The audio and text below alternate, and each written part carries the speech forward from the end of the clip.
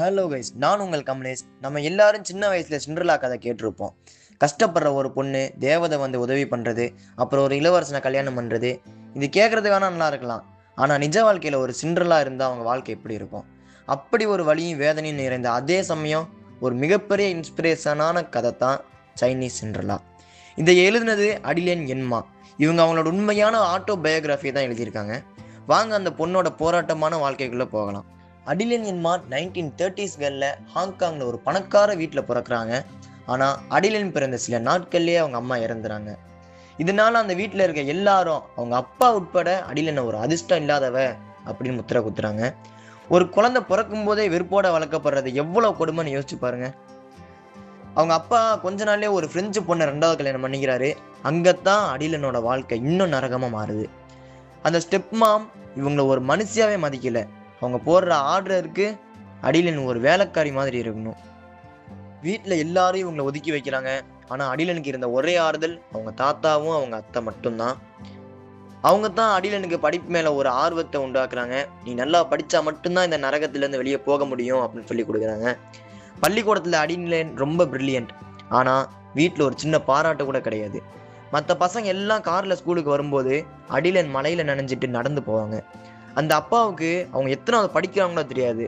ஆனால் இவ்வளவு அவமானங்களுக்கு நடுவுலையும் அடிலேன் ஸ்கூலில் டாப் ஸ்டூடெண்ட்டாக வராங்க. ஒரு கட்டத்தில் ஃபேமிலி மெம்பர்ஸ் எல்லாரும் ஹாங்காங்க்கு மாறும்போது அடிலேனை ஒரு போர்டிங் ஸ்கூலில் சேர்த்துட்டு அப்படியே மறந்துடுறாங்க. லீவ் விட்டால் கூட கூப்பிட வரமாட்டாங்க. சாப்பாட்டு கூட கஷ்டப்படுற நிலைமை. ஆனால் அந்த தனிமை தான் அவங்கள ஒரு எழுத்தாளராக மாற்றுது. அடிலேன் ஒரு நாள் அவர் ஸ்கூல் ஃப்ரெண்ட்ஸோட மோனோபோலி கேம் விளையாடும்போது எல்லாரும் அந்த பிஸ்னஸ் கேமை எல்லாம் அந்த கேமை பற்றி தான் யோசிச்சுட்டு இருப்பாங்க. ஆனால் நம்ம அடிலேன் மட்டும் இன்னும் ஸ்கூல் முடியறதுக்கு 8 வீக்ஸ் மட்டும்தான் இருக்குது. நம்ம 8 வாரத்துக்கு அப்புறம் என்ன பண்ண போகிறோம், மறுபடியும் நம்மளால் ஸ்கூல் லைஃப் வர முடியாது, இதுக்கு மேலே நம்ம என்ன படிக்க போகிறோம் அப்படிங்கிறத நினச்சி பயந்துட்டு இருக்கா, யோசிச்சுட்டு இருக்கா. அதையே நினச்சிட்டு இருக்கா. கேம் ஏனோ தானான்னு சும்மா விளையாடுறா. கரெக்டாக அந்த டைம் பார்த்து அவங்க ஃபேமிலி டிரைவரும் காரில் வராங்க. ஃபேமிலி டிரைவர் ஸ்கூலுக்கு வந்ததை பார்த்து இவ ரொம்ப பயப்படுறா. வீட்டில் என்ன ஆயிருக்கும், எது கூப்பிடுறாங்க, என்னவா இருக்கும், ஏதா இருக்கும் அப்படின்னு ரொம்ப பயப்படுறா. சரின்ட்டு இவளும் போய் காரில் ஏறினதுக்கப்புறம் காரில் வீட்டுக்கு போயிட்டு இருக்காங்க. போயிட்டு இருக்கும்போது டிரைவர்கிட்ட கேட்குறா, டிரைவர் ஏதாச்சும் பிரச்சனையா அப்படின்னு கேட்குறா. டிரைவர் இருந்துட்டு அதெல்லாம் எந்த பிரச்சனையும் இல்லை, சும்மா தான் கூப்பிட்டாங்க அப்படின்னு சொல்கிறா. இவளுக்கா வீட்டில் எந்த பிரச்சனையும் இல்லைன்னா ஏன் நம்மளை கூப்பிடணும், அப்போ நம்ம எதுனா தப்பு பண்ணிட்டோமா அப்படின்னு நினச்சி பயப்படுறா. அதுக்கப்புறம் டிரைவர் கொண்டு போயிட்டு வீட்டில் இறக்குறாங்க. ஆனால் இவளுக்கு அந்த வீட்டை வந்து அடையாளமே கண்டுபிடிக்க முடியல. டிரைவர்கிட்ட, டிரைவர் ஏன் என்ன இங்கே கூப்பிட்டு வந்தீங்க, இது யார் வீடு அப்படின்னு கேட்குறான். டிரைவர் இருந்துக்கிட்டு இதுதான் நம்ம புது வீடு அப்படின்னு சொல்லி ரூடா சொல்கிறான். அடிலேன் வீட்டுக்குள்ளே போகிறா. வீட்டுக்குள்ளே போய் பார்த்தா ஃபேமிலி மெம்பர்ஸ் யாருமே இல்லை.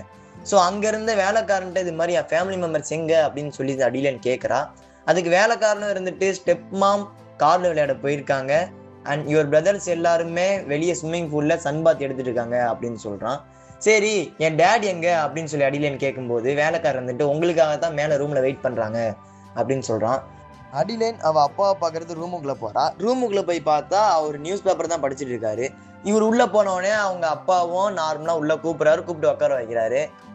இப்போ அவள் அப்பா என்ன சொல்ல போகிறாங்க அப்படின்னு தெரியாமல் இருந்த இவளுக்கு ஒரு பயங்கரமான இவ லாஸ்ட் மந்த் நடந்த international play writing competition participate பண்ணியிருப்பா. அண்ட் அன்ஃபார்ச்சுனேட்லி அதில் வின் பண்ணிட்டா. ஃபர்ஸ்ட் ப்ரைஸ் எடுத்திருக்கா. அந்த நியூஸ் பேப்பர்லாம் வந்திருக்கு. நியூஸ் பேப்பரில் கேஷ் ப்ரைஸ் ப்ளஸ் அவார்டு அப்படின்னு போட்டிருக்காங்க. நியூஸ் பேப்பரில் வந்தது அடிலேன் அப்பாவுக்கு எப்படி தெரியும்னா, மார்னிங் அடிலேன் அப்பாவோட ஃப்ரெண்டு வந்து இவர்கிட்ட காட்டியிருப்பாரு. இந்த மாதிரி அடிலேன் என் அப்படின்னு சொல்லி ஒரு பொண்ணு இன்டர்நேஷ்னல் பிளே ரைட்டிங் காம்படிஷனில் வின் பண்ணியிருக்கா. ஆனால் உன் பொண்ணோட பேர் அடிலேன் என் மாத்தானே அப்படின்னு சொல்லி கேட்கும்போது இவர் கான்ஃபிடென்ட்டாக சொல்கிறாரு, இதுவும் என் பொண்ணு தான் அப்படின்ட்டு.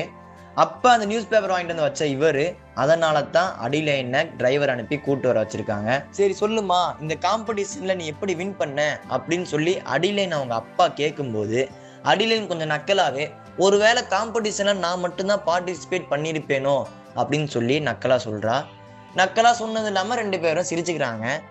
அதுக்கப்புறம் அடிலேன் அவங்க அப்பா என்ன கேட்குறாங்கன்னா, இதுக்கு மேல் என்ன படிக்கணும்னு ஆசைப்படுறேன் அப்படின்னு கேட்குறப்ப அடிலேன் நான் லிட்ரேச்சர் படித்து பெரிய எழுத்தாளராக ஆக போகிறேன் அப்படின்னு சொல்கிறான். ஆனால் இந்த இடத்துல அடிலேனோட அப்பா, நீ இங்கிலாந்து போய் லிட்ரேச்சர் படித்து எழுத்தாளர் ஆயிட்டா நீ எழுதுறதெல்லாம் யார் பார்க்க போகிறா, அதனால நீ ஒன்றும் லிட்ரேச்சர்லாம் படிக்க வேணாம் அப்படின்னு சொல்லி டிமோட்டிவேட் பண்ணுறாங்க. இந்த இடத்துல அடிலேன் மறுபடியும் ரொம்ப உடஞ்சி போய் உக்காடுறா. ஆனால் ஷாக்கிங்லி அவங்க அப்பா ஒரு சர்ப்ரைஸாக ஒன்று சொல்கிறாங்க. அது என்னன்னா, நீ இங்கிலாண்டில் போயிட்டு உன் 3வது பிரதர் மாதிரியே நீயும் மெடிக்கல் படி. ஏன்னா இப்போ பொண்ணுங்களுக்கு டெலிவரி பண்ணுறதுக்கு லேடி சர்ஜன் தான் நிறைய ஹையர் பண்ணுறாங்க.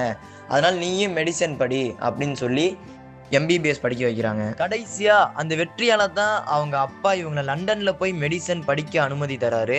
அப்படி சீனாவிலேருந்து கிளம்பி போன அடிலேன் இன்னைக்கு ஒரு ஃபேமஸ் டாக்டராகவும் உலகமே போற்றுகிற எழுத்தாளராகவும் இருக்காங்க. இந்த கதை நமக்கு என்ன சொல்லுதுன்னா, உலகம் உங்களை எவ்வளவு தான் மட்டம் தட்டினாலும் உங்கள் திறமையையும் உழைப்பையும் நீங்கள் கைவிடலனா ஒரு நாள் அந்த உலகமே உங்ககிட்ட நிற்கும். இந்த வீடியோ உங்களுக்கு பிடிச்சிருந்தா லைக் பண்ணுங்கள், உங்கள் ஃப்ரெண்ட்ஸுக்கு ஷேர் பண்ணுங்கள், மறக்காமல் நம்ம சேனலுக்கு சப்ஸ்கிரைப் பண்ணுங்கள். மீண்டும் ஒரு சூப்பர் கதையோட உங்களை சந்திக்கிறேன். நான் உங்கள் கமலேஷ். இது தி நரேட்டிவ் ஃபோரம்.